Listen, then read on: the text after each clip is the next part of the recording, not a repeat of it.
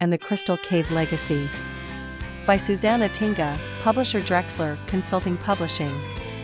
In the fascinating world of the past, hidden under the flare of the Stone Age, stretched a huge cave that was more than just a home. It was the beating heart of a community where families lived, artisans sold their wares, and children learned and played in the cave school. It was a miracle of nature, transformed by the creativity of its inhabitants. The cave was alive with the babble of everyday voices. There was something to discover on every corner. The baker whose fragrant bread filled the air, the skilled stonemason who created elaborate tools, and even a barber known for his ability to create the wildest hairstyles with sharp stone knives. In the morning, when the first rays of sunlight fell through the opening of the cave, life awakened within her. Children streamed out to go to school or go on their daily adventures, while adults prepared for the workday. The smell of freshly grilled game meat mixed with the scent of berries and herbs that the foragers lovingly brought with them from the nearby forest. At the entrance to the cave, guarded by majestic stone figures, one met the wise shaman who told stories from ancient times and gave advice for the day. His colorful paintwork and the mysterious amulets he wore captivated not only children. Further inside the cave, there was a bustling marketplace where traders from far and wide exchanged their wares. Everything from sparkling minerals to elaborate fur clothing to sophisticated hunting tools could be found here. In a secluded corner of the cave, surrounded by ancient murals, was the school. Here the wise teacher taught the children not only how to read signs and count, but also the art of survival in the wilderness. His lessons were full of excitement and wisdom, and the children listened spellbound to his words. Every day in this Stone Age world was a new adventure, an opportunity to learn, discover and experience something new. The cave was not just a shelter from the elements, it was a home, a place of togetherness and creativity, a living testament to human adaptability and ingenuity. After getting to know the vibrant atmosphere of the Stone Age cave and the daily life of its inhabitants, we now turn to one of the most spectacular forms of entertainment of this era: the Stone Age Colosseum. Friday was the day when the community gathered here to witness an exciting spectacle. The event took place in the middle of a huge room formed by an extinct volcano, which was open at the top and therefore naturally lit. This room was the heart of the Colosseum, surrounded by stone tiers where spectators eagerly sat. Tuk Tuk, a girl with red, matted hair, fair skin and bright blue eyes, sat expectantly on the stone seats with her family. It represented the colorful diversity of Stone Age people, a community characterized by a wide variety of colors and characteristics. Today's highlight: the Wild Triceratops Ride. This was a dangerous but fascinating attraction, comparable to bull riding in later times. Known as wild and spirited animals, the Triceratops were a challenge to anyone who dared to ride them. It was not about how long you could stay on top, but about the entertainment value of the show. The longer someone stayed on the dinosaur, the more impressive and entertaining the spectacle became, and so the winner was honored. As the audience cheered and tension mounted, vendors in the Colosseum's aisles offered snacks like nuts and dried bear meat. These were exchanged for shells, crystals, or everyday items. The atmosphere was electric, a mosaic of colors, sounds and smells that brought this subterranean world to life. The Triceratops ride began, and the crowd held its breath. Every rider who dared to mount one of these mighty animals showed a mixture of courage and madness. Tuk Tuk and her family cheered along with every participant, feeling the excitement and adrenaline. This event was more than just a show, it was a testament to the wildness and unpredictability of nature that was so omnipresent in that distant time. The Triceratops, powerful and unpredictable, waited in their cages as the brave riders prepared for their appearance. In the arena, there were people with masks, they were called the persecutors. They served as a distraction to confuse the animals after the ride and thereby enable the riders to leave the arena safely. The crowd watched intently as one by one tried to hold on to the animals' powerful backs.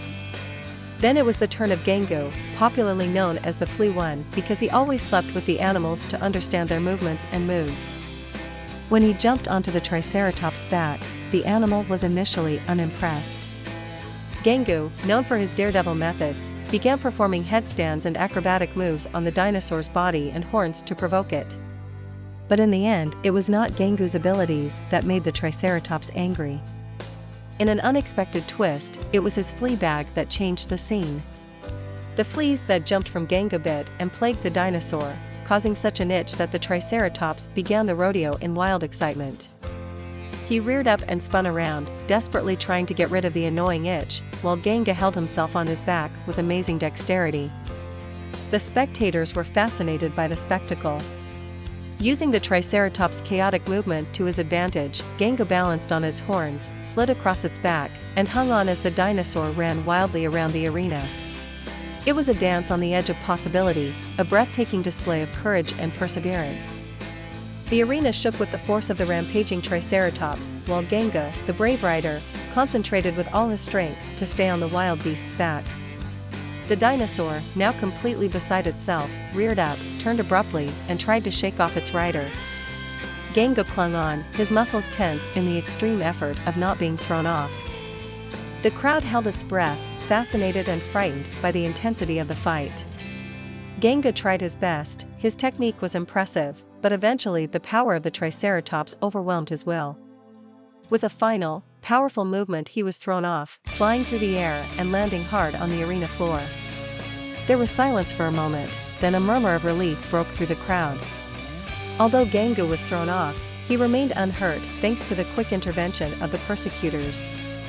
The Triceratops, now distracted and calmed down, was led out of the arena by the persecutors. Genga slowly stood up, visibly exhausted but unharmed.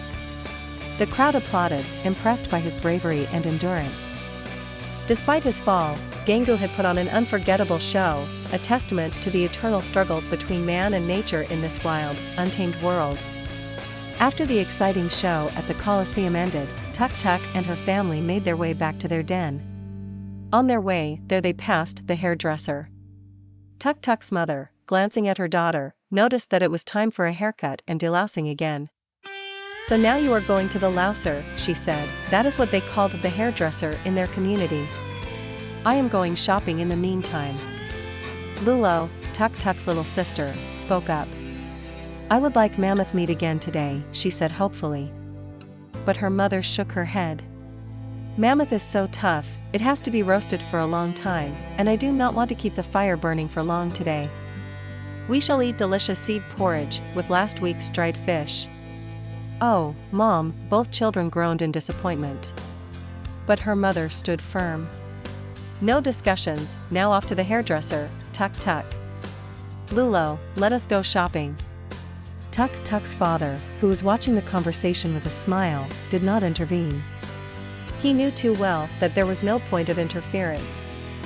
He thought to himself that it would be even more pleasant to hunt saber-toothed bears at midnight than to interfere with them. So their paths parted for the moment. Tuk Tuk reluctantly made her way to the louser while her mother and Lulo set about getting the ingredients for dinner. Despite the slight disappointment with the evening's menu, the mood was good. Life in the Stone Age was full of small challenges and joys, from exciting moments in the Colosseum to the everyday rituals of family life.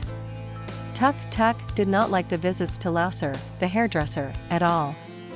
Pulling at the hair while cutting with his blunt stone knives was always torture. She did not understand why he was too stingy to buy proper tools. Even the stone knife she used in craft class was sharper than his then king delousing, a procedure in which her hair was treated with nettle liquid. The stench was so intense that it lasted for weeks, and although the lice disappeared, they instead attracted flies that then followed them for days.